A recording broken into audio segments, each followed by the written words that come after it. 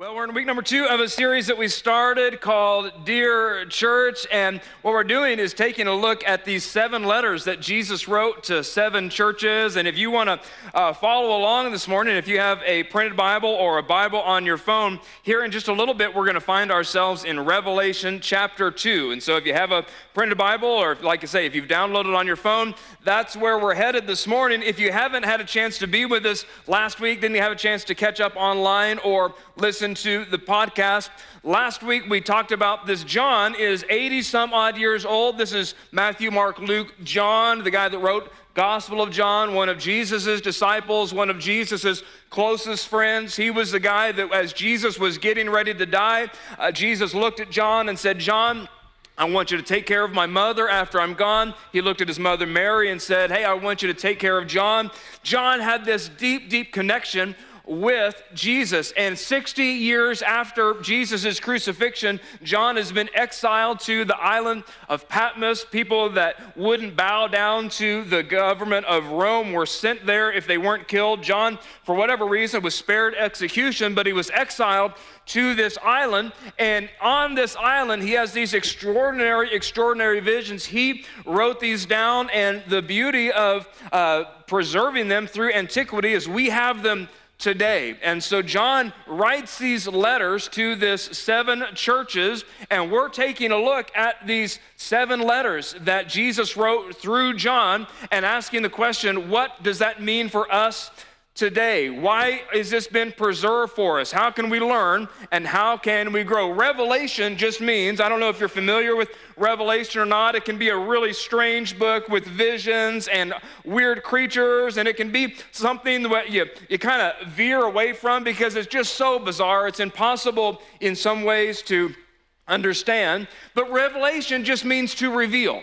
It just means to pull back the curtain on something that was previously hidden or undiscovered. And so that's what John is trying to write for us. He's writing in this apocryphal language. Apocalypse is just the word that we translate into Revelation. And so it's just this revealing, this pulling back. It's trying to help us to understand who Jesus is and what's coming and how do we live in light of what is coming. And last week we looked at the letter that Jesus wrote to the church in Ephesus, and Jesus says, you are doing such a good job. Things are going well. You've got all this wonderful activity. What I'm troubled with, though, is that you're going through the motions, but there's no love there. That you're doing all the right things, you're going through all of the right motions, but you've just forsaken your first love with Jesus. And where our love goes, so goes the rest of our life. And so Jesus encouraged this church in Ephesus, don't give up the patterns and things you're doing, but add to that love. Love should be the driver, because if you don't love Jesus, nothing else matters. Love for Jesus is what fuels and sustains the Christian life. Letter number 2 is written to a church in a town called Smyrna. The Smyrnans, I don't know if that's what they would call themselves, the Smyrnans, but that's who this letter is written to. And you might ask yourself, why the order?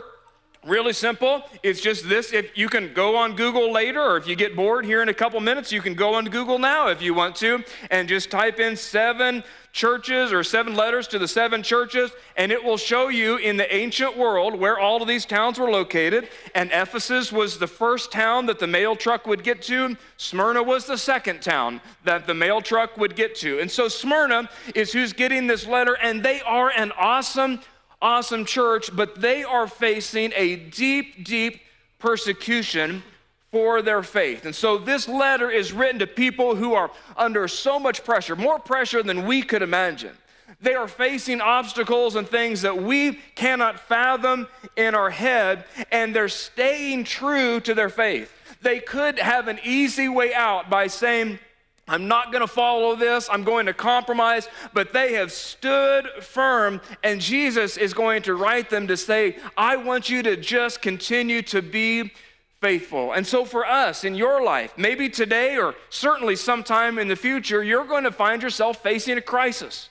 You're going to find yourself in a challenging set of circumstances. You feel overwhelmed. Some of us would say that it just feels like the weight of the world is on my shoulders. You have a friend in the church in Smyrna, because that's exactly what they we're facing. If that was your story, if it is your story, man, you're going through a divorce or navigating a miscarriage or dealing with sickness or struggling financially or whatever it looks like in your life where it just feels like I'm just getting crushed by the pressures of this world, you could not have picked a better week to be here or watching online. So if you want to follow along with us today, we're going to try to answer the question, what would Jesus say to people like they feel like they're losing heart? That if I'm going through life and I'm doing the best that I can, and from my perspective, I'm doing all the right things. I mean, I'm showing up to church, I'm reading the Bible, I'm praying, and it feels like from my perspective, I'm doing the right things, but yet there's still so much pressure that I'm facing. What does Jesus say to me? What does Jesus say to you? And so Revelation chapter 2, verse number 8 is where we're going to start. If you have it in your Bible, you can follow along. It's going to be on the screen here as well. I'll make a couple of comments because we read this so quickly, but sometimes we forget that there's context of how this is written, and the words that we don't necessarily understand maybe mean something deeper to the people that are reading this. So verse number 8, to the angel of the church in Smyrna, and we said last week that we're not exactly sure even today what the angel means. Half of the commentators think that the angel was a real, actual angel. Other people think the angel was the pastor of the church. That word angel is the word translated messenger. I tend to think, because of some other context, that it was probably the pastor of this church. He writes that to each of these churches, but I might be totally wrong. But this is how it says. To the angel of the church in Smyrna, right? These are the words of him who is the first and the last. Pause right there. Now, we just read that and we think, hey, that's great, but would it interest you to know that Smyrna on their coins would write first city of Asia? Smyrna was very proud that they were a wonderful city, and they considered themselves the first city in Asia. And so Jesus, recognizing that and recognizing that you think that you're kind of in front of the line, he wants to remind you, man, you might be the first city in Asia, but your life is bracketed by me. That I was the one that got this whole thing started, and at the end, I'm going to be the one that remains. And so you might be the first city in Asia, but I am the first. I'm the one that got this whole thing started. And if I'm the one that got the thing started, and if I'm going to be the one that finishes it, you can place your trust, you can place your faith in me. So he goes on and he says this, who is the first and the last, who died and came back to life again. Now, again, we remember that from the Easter story, that Jesus was crucified, that he rose back to life. That is why we were able to have faith in Jesus. That's why we were able to have a relationship with God, because of death and resurrection. But it also meant something deeper to the Smyrnans, because in about 600 BC, this city was totally and completely destroyed, and 200 years later, it was brought back to life. It was rebuilt, and they had a lot of pride in that it was dead, the city, and then it came back to life. And so Jesus is trying to help them understand, you know how you were destroyed and how the city was brought back to life? I'm the same way, that my life was destroyed, but I took my life back, and now I'm living again. Verse number 9, I know your afflictions. Remember that word, afflictions. I know your afflictions and your poverty, yet you are rich. I know about the slander of those who say they are Jews but are not, but are a synagogue of Satan. Do not be afraid of what you are about to suffer. I tell you, the devil will put some of you in prison to test you, and you will suffer persecution for 10 days. We'll come back to that. Be faithful even to the point of death, and I will give you life as your victor's crown. Whoever has ears, they end each letter the same way. Whoever has ears, let them hear what the Spirit says to the churches. The one who is victorious will not be hurt at all by the second death. So he says this, hey, listen, I know your affliction. Affliction just means this. Affliction just means weightiness or pressure. And you've all felt that. Maybe today some of you are feeling that. Just the pressure of life. Just the weightiness of what's coming down the pike at you. You see something coming, or you're living through it today. It's just pressure. It's that feeling where I just feel like I'm holding the weight of the world, and I don't know how to get rid of it. I don't know how to get any what would you say? Any ease from this weight? And Jesus promised that this would happen. Jesus said when he was on this earth, in this world, as you're at work, as you're raising your family, as you're going through challenges, in this world you will have trouble.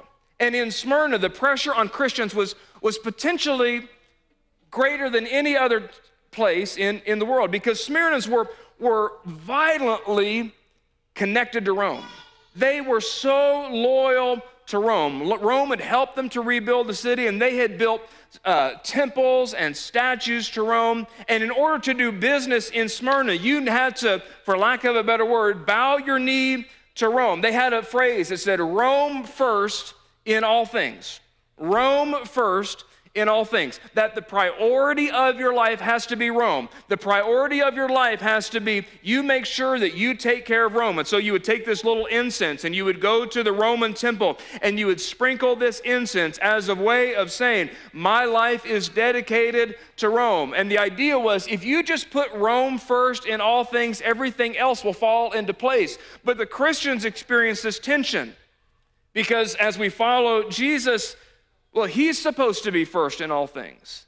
But I'm living in this town that says Rome first in all things. And if I don't bow my knee to Rome, then I can't have a business and I can't trade. But yet I have this faith in Jesus that he said nobody can serve two masters. And so I can't serve Rome and serve Jesus at the same time. And because of that, the Christians were deeply persecuted, because they believed what Jesus said, that he is the first and the last. And if Rome is first, that means that Jesus can't be first. And if Jesus did what he said he did, I have to put Jesus first. And so there was intense pressure. If I refused to worship Caesar, I couldn't find a job. I couldn't run a business. And so that's why Jesus writes, I know your affliction. I know that you're poor. And in 2023, isn't it true that letting Rome be first is really, really tempting? That it's tempting to say, yeah, I mean, not Rome, the city of Rome anymore, but for us, we've all got our own Rome. It's easy to say, you know what, I'm going to put me first, or I'm going to put what I feel first, or I'm going to put my political ideology first, or I'm going to put consumerism first, or I'm going to put making a name for myself first, or making money first. And so we have that tension, that there are all these things that vie for I want to be first in your life. There's all of the news and the social media that says this is the thing that's first. This is the thing that you should dedicate your life to. And as Christians, we live in that tension that Jesus said, well, nobody can serve two masters. Nobody can put other things first and Jesus first at the same time. There can only be one number one. And Christians are invited to say, I'm going to die on the hill of Jesus first in all things, but the cost of that is sometimes pressure.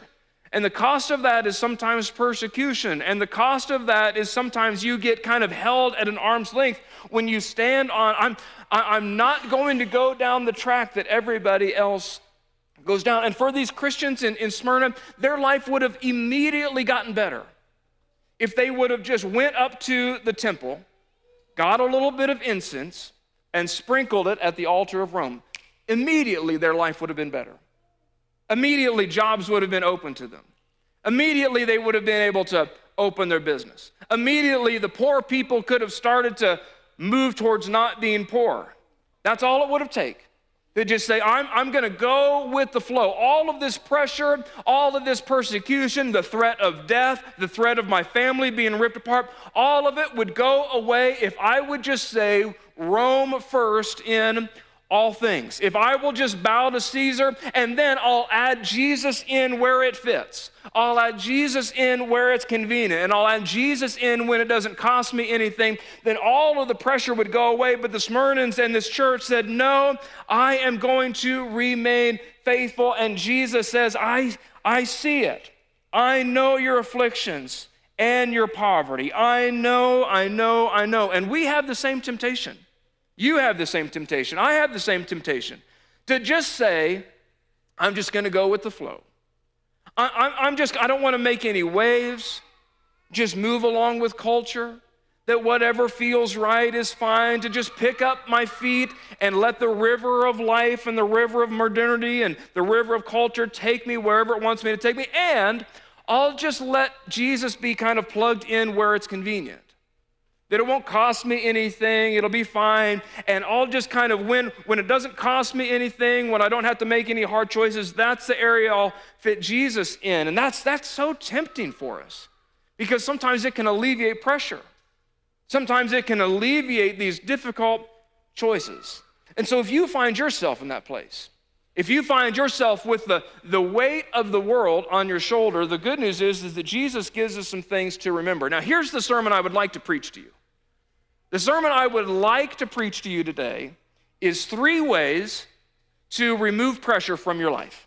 I would love that sermon. People would share that sermon on Facebook. It would be a great sermon. That's not the sermon that I can preach, though, because Jesus provides no immediate relief for the Smyrnans. Jesus provides no, hey, if you'll just do this, this, and this, then everything will be fine and good. Jesus, as we're going to see, actually promises it's going to get worse. It's not going to get better right away. That if you maintain the stand that you are maintaining, your life is not going to improve, it's going to get worse. The pressure is not going to lighten, it's going to get heavier. And I wish that the letter that Jesus wrote to Smyrna was, hey, great job staying true to pressure. Here's what you do to remain faithful to me and to remove pressure at the same time. But Jesus said that's not always possible.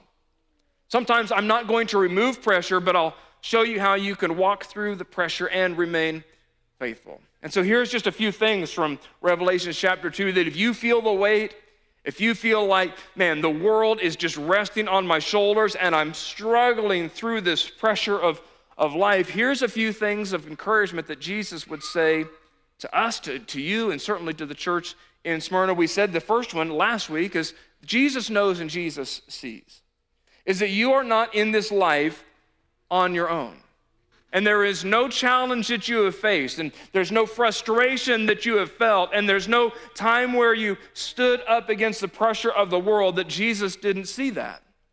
And Jesus recognizes that, and when he took a stand for him, and when you stood up to the pressure, and when you were willing to say, Jesus first in all things, when it would have been easier to go with the crowd, would have been easier to just pick up your feet and let the current of culture take you wherever it would have wanted to take you, but you planted your feet and said, Jesus first in all things. Jesus knows, and Jesus sees.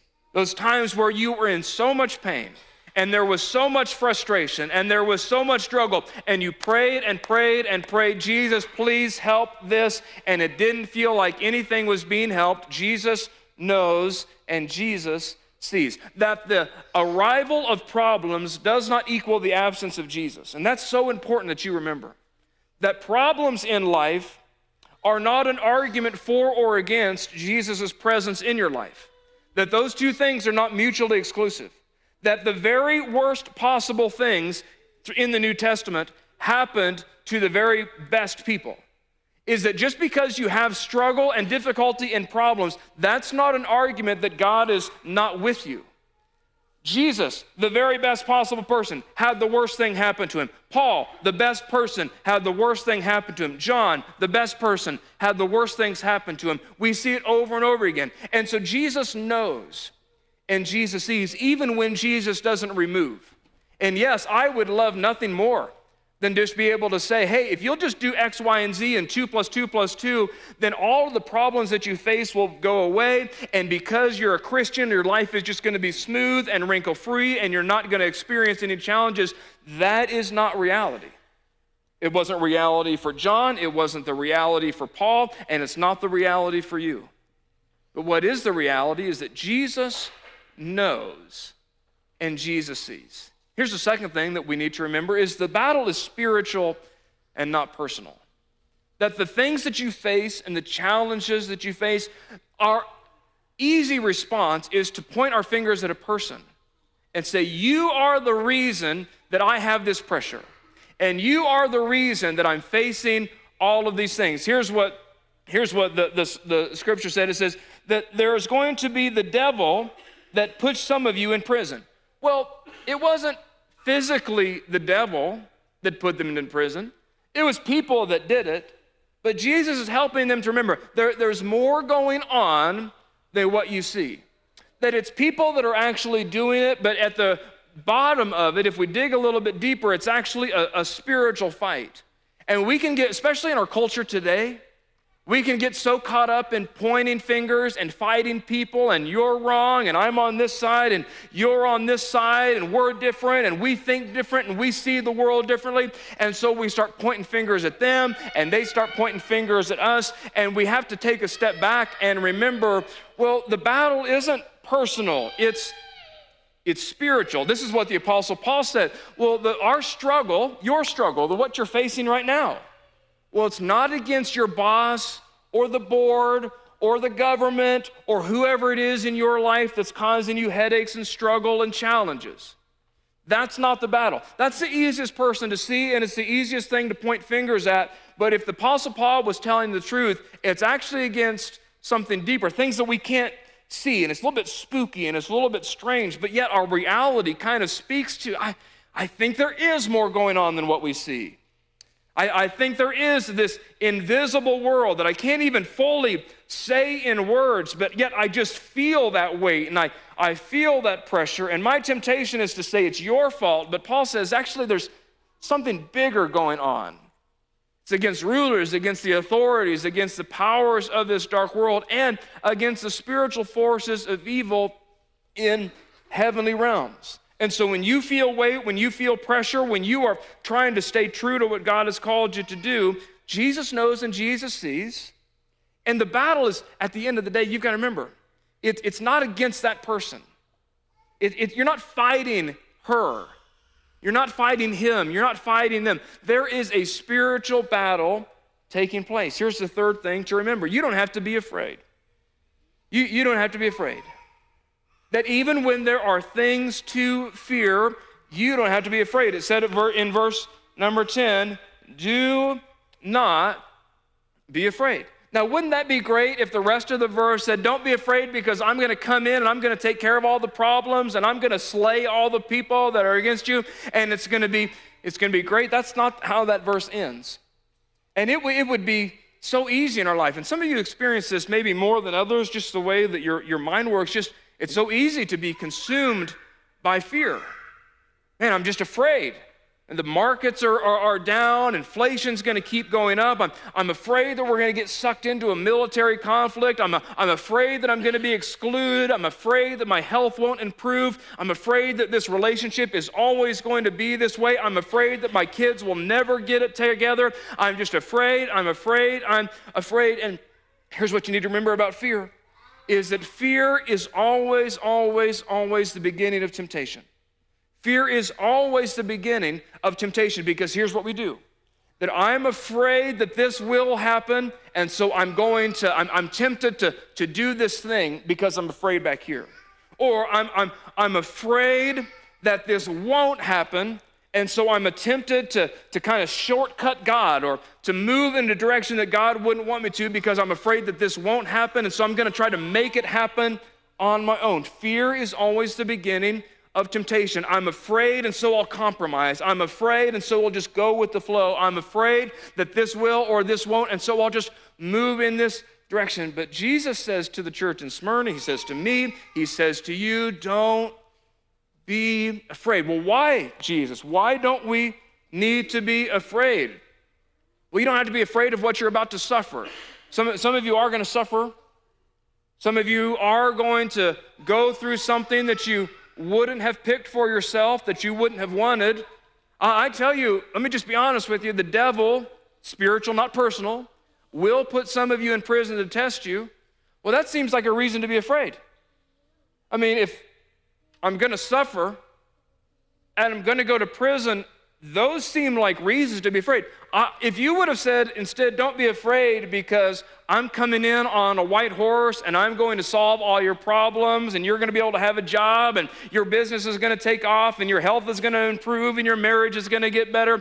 Well, that's why I don't have to be afraid. I don't have to be afraid because my life is good.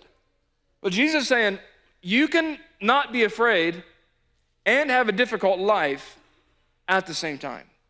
That you don't have to be afraid when you're going to suffer, even if you get put in jail, because, and again, when we read this, we have to remember apocryphal literature is different than what we read. So he says this, I'm going to put some of you in prison to test you, and you will suffer persecution. Again, seems like a reason to be afraid for 10 days. Now, what we said last week, some of you were here, some of you weren't, is that in apocryphal literature, which is what Revelation is, numbers mean things. So this is not talking about 10 literal days. It's not talking about I've got to go through this hell week, and if I just grit my teeth, then it will. 10 is similar to 7 in that it's this number of completion.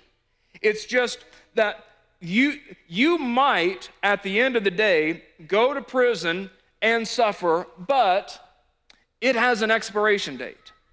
That your suffering and your challenges and the weight that you feel will not always be there. Remember what Jesus said at the beginning? I am the first, but not only am I the first, I'm the last. Your life is bracketed by me. And so even if you suffer for a little while, what you live through right now is not the be-all, end-all. It is not that I'm going to suffer and just grit my teeth, and if I just do good for 2 weeks, then it's going to be okay. No, it's just that what you face and what you struggle through, that's not going to have the final word in your life. That's not going to be the period of your life. That is going to be something that you go through for a little bit, but because Jesus is the last, it doesn't have the last say in your life. Jesus does. It's not always going to be like this. What you're going through, what you're facing, even if it ends in death, is not the end. Jesus himself said it this way, I've told you these things so that in me you may have peace. In this world, you will have trouble. And we would think that these two sentences, man, there's tension there. How is it that in this world I'm going to have trouble and have peace at the same time? Those two things seem mutually exclusive. It would seem to me that peace is the result of not having trouble.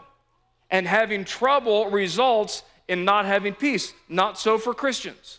Not so for Christians. Peace is that assurance that at the end of the day, Jesus really is the beginning, he really is the end, he really is the first, he really is the last. And so I can have peace because I have trusted in the one who overcomes the world at the end of the day. That it won't always be like this. I can take heart, I can have peace, and I can go through trouble all at the same time because Jesus is the first and he is the last. And so Jesus knows and Jesus sees is that the battle is spiritual, not personal. You don't have to be afraid, but here's what you should be. Be faithful. That's the next thing that we're reminded of. Just as you're walking, just be faithful. Let's look at verse number 10 again. He says this, do not be afraid of what you're about to suffer. I tell you, the devil will put some of you in prison to test you, and you will suffer persecution for 10 days. Be faithful. Be faithful. Be faithful, even to the point of death. Even if it ends your life. Even if it never gets better. Even if the weight never gets removed, I want you just to remain faithful, and I will give you life as your victor's crown. In other words, you just keep doing what you know you're supposed to keep doing. You just keep one foot in front of the other. You just keep saying, I'm going to remain true. I'm going to put Jesus first in all things. I'm going to trust God, and I'm going to leave all the consequences to him. I'm going to trust that even if I suffer now and I wouldn't have picked it and I wouldn't have chosen it, that if he's with me through this and that he's faithful through this, he's going to bring an end to this. And maybe it's at my death, but I just know that this moment in this life, eventually it's over. And so I can remain faithful. I can keep trusting Jesus. And it's faithfulness that allowed this little church to, of all the seven churches, it's the one church that today still remains.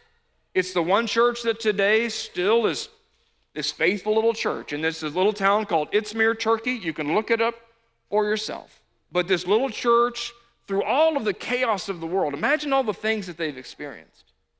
Imagine all the change in the world that they've seen.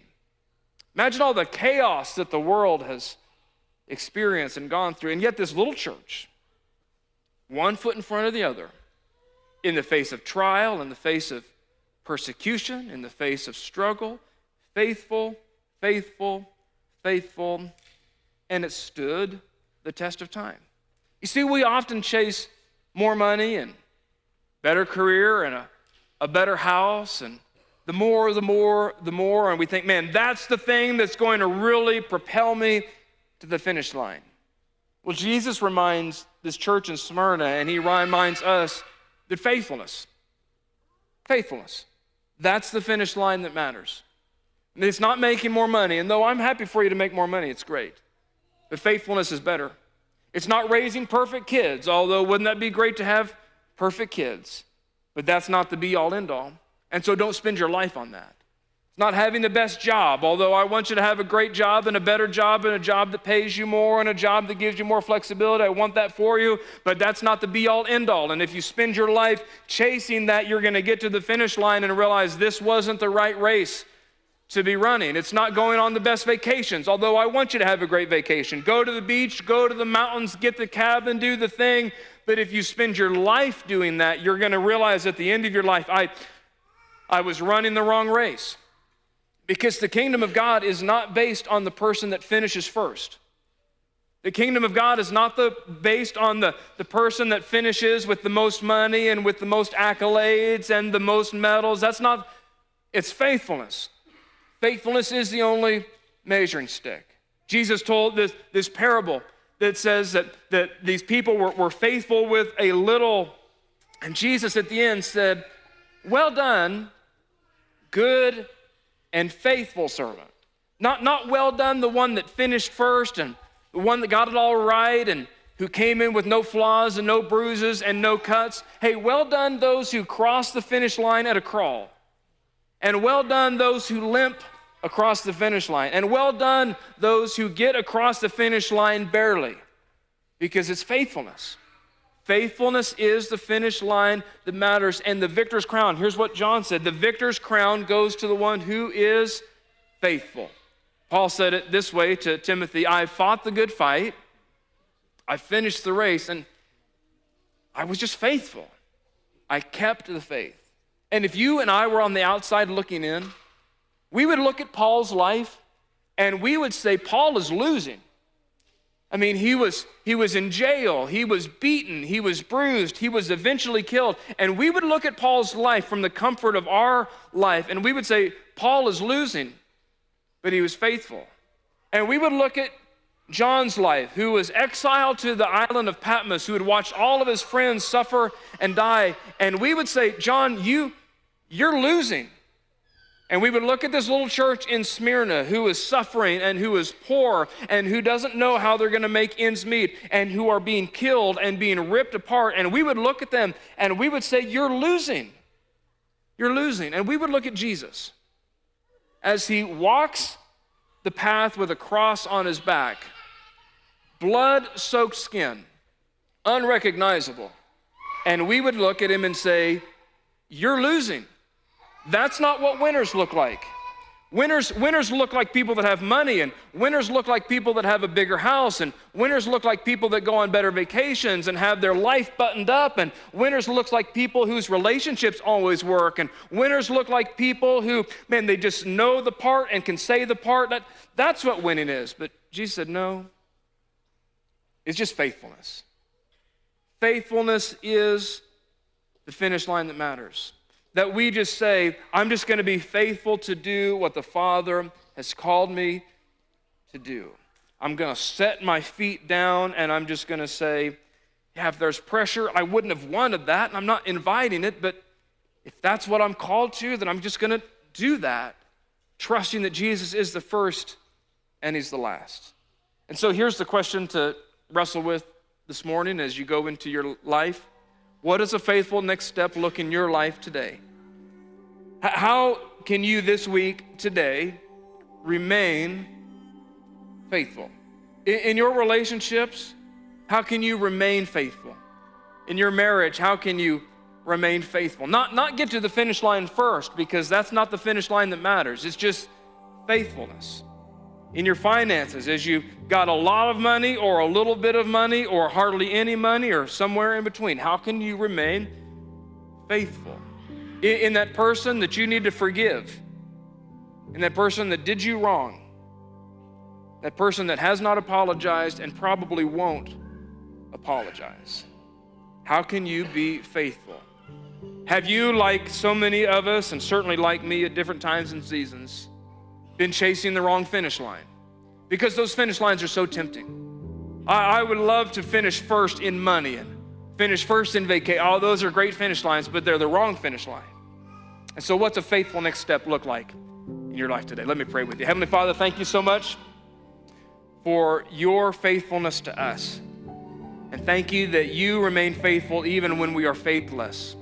And so Lord, I'm praying for those that are here in the room, watching online, that today this is not a theory, it's reality. That they do feel the pressure of this world. They feel the weight, and they just do not see any way out. Lord, I'm praying that as they are tempted to find the escape hatch, as they're tempted to go against what you're saying because it would just immediately make life easier, Lord, I'm praying that they would choose faithfulness instead, that they would choose the hard right over the easy wrong, that they would say, even like the church in Smyrna, I'm going to remain faithful even if it costs me. And Lord, that's a difficult prayer to pray. And so Lord, I'm praying that our anchor would be that you know and that you see, that you are the first and you are the last, that our life is bracketed by you. And help that to be our strength. Help that to be our anchor. Help that to be the thing that buoys us in the difficulty and challenges that life sometimes brings. It's in your name that we pray. Amen.